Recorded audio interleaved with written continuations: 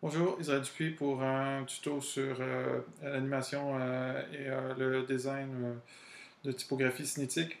Grosso modo, on veut faire bouger des textes un L'étudiant petit se peu comme trouve ça, au cœur de notre synchronisé projet éducatif. avec un C'est audio. lui qu'on invite à prendre en main son projet de formation et à partager notre effort pour créer un milieu de vie qui soit propice à la découverte. Alors, vous voyez, genre, c'est des petites cartes qui se déplacent. Et bon, ce qui est particulier dans cette animation-là, c'est que c'est une caméra qui crée le mouvement. Donc, c'est une animation avec la caméra qui est un peu complexe, mais qui facilite beaucoup les choses. Alors, on va commencer. On va commencer avec. Moi, j'ai déjà pris un petit peu d'avance ici. Voilà, on va commencer avec un document vide. Je me crée une nouvelle composition. Ma nouvelle composition, bon, peu importe, un petit carré. OK? Tout simplement.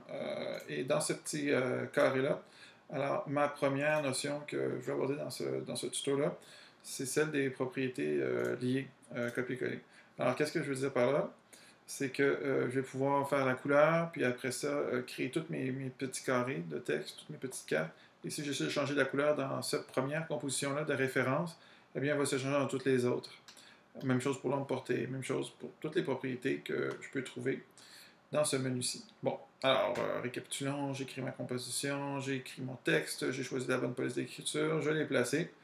Quand tout ça c'est fait, texte de substitution, parce que c'est pas mon texte final, ça va juste me servir de référence, cette composition-là. Je m'en vais dans le menu Animer et je choisis une des propriétés. Toutes ces propriétés-là pourraient être utilisées. Là, je parle de texte, mais ça pourrait être de l'image ou quoi que ce soit. Donc, je me choisis une couleur de fond. Je vais choisir la couleur de fond. Tiens, on va dire avec un petit gris comme ça. Alors, j'ai créé cette composition-là. D'accord. Et j'ai créé cette propriété-là. Alors, tout de suite, je vais, pour vous montrer où est-ce que je m'en vais avec ça, je vais dupliquer cette composition-là et je vais l'appeler donc phrase 1. Phrase 1 et à la place du texte que j'ai ici, donc je vais double-cliquer pour le sélectionner. Je vais aller dans mon petit document texte edit.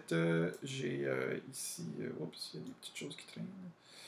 J'ai des petites choses ici, je vais copier ça. Je vais coller ça. Et donc, ça a remplacé le texte. Alors, ce qu'on voit, c'est que ma couleur est là, à travers ma propriété d'animation. Si je veux la changer ici, OK, c'est possible encore de la changer parce qu'elle n'est pas liée. Alors, la chose que je vais vous demander de faire, on va supprimer cette propriété-là, OK, parce qu'on veut que ce soit procédural. On va revenir dans notre texte de référence. On va prendre cette propriété-là et on va aller dans Édition, copier avec des liens de propriété. OK? Je m'en viens dans la phrase 1. Je clique sur mon texte. Je fais commande V. Alors maintenant, ce qu'on va remarquer, c'est que si je change ma couleur, ça n'a pas d'impact. OK? Parce que c'est une propriété qui a été copiée et liée. Par contre, si je reviens dans mon texte de référence et que je change la couleur, OK, mettons que je la mets rouge, whatever, ici, je reviens, c'est devenu rouge. OK? Vous comprenez le truc? Bon, alors je vais lui mettre la couleur que je veux. Même chose pour d'autres choses. Et oui, alors je vais aller dans, bon, je vais aller dans Effet, Perspective, je vais mettre un nombre porté là-dessus. Bon, je ne changerai pas les paramètres. Là. Je mets mon nombre porté. On ne la voit pas, l'ombre portée. On ne la voit pas encore. On la voit parce que l'arrière-plan est noir. Tiens, on va tout de suite la copier-coller. On va prendre notre ombre portée, édition, copier avec des liens de propriété. Ensuite, je reviens dans ma phrase 1. Et là, je fais tout simplement un coller tout bête. Et ça me colle mon ombre portée avec les paramètres de l'autre. Et tiens, moi, justement, le fond, je ne le vois pas. Tiens, je vais dans mes textes à référence ici. Pour mettre un fond, je pourrais mettre un solide.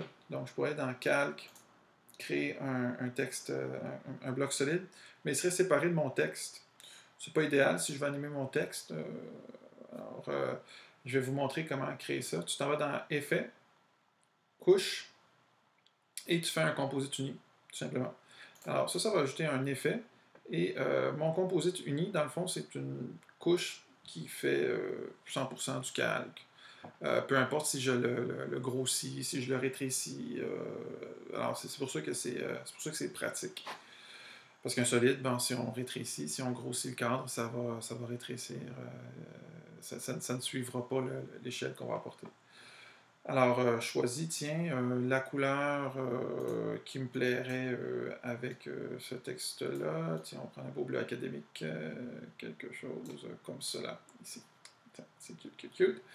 Alors, j'ai mon composite uni. Encore une fois, édition, copier avec des liens de propriété. Je m'en viens dans ma phrase 1 et je colle cela ici. Donc, ça fait que si je change, donc par exemple, je trouve que mon gris n'est pas idéal, je reviens dans mon texte, je m'en vais changer ma couleur de texte, eh bien, ça se change aussi dans phrase 1. Bon, on a compris un peu l'idée. Alors, une fois que j'ai fait cette première manip-là, je vais aller dupliquer, ici, fermer le projet ici, je vais aller dupliquer cette composition-là, commande D, bon, phrase 2, et là, je vais tout simplement aller mettre dans la phrase 2 ma deuxième phrase que j'ai dans un petit document de texte qui doit être un petit peu plus bas. Tu es là, ok. Bon, par exemple, commande V. Et je continue à travailler comme ça. Ce qui est intéressant aussi dans ce type d'animation-là, là je ne l'ai pas fait, mais ça aurait pu être, si on a peu de mots, de jouer avec la taille des mots. Ça devient très intéressant à la fin si on a des mots qui sont peut-être un petit peu plus gros que les autres. Ça va créer une animation un peu plus dynamique, plus intéressante. Ça crée une certaine cinétique. Bon, lorsqu'on a fini de faire chacune de ces cartes-là, parce que je ne m'étendrai pas là-dessus, on fait une composition finale. Donc, tiens, je vais y aller avec HDTV 720. Moi, j'aime mieux 24 ici. Donc, et ce qu'on va faire, c'est qu'on va venir prendre toutes les cartes, on va les mettre là dedans, dans notre nouvelle composition. OK? Et ce que je veux qu'on fasse après ça, c'est qu'on prenne toutes les cartes ici, on les va sur Scale et on les met très grosses. OK? Vous allez comprendre pourquoi dans la minute qui suit.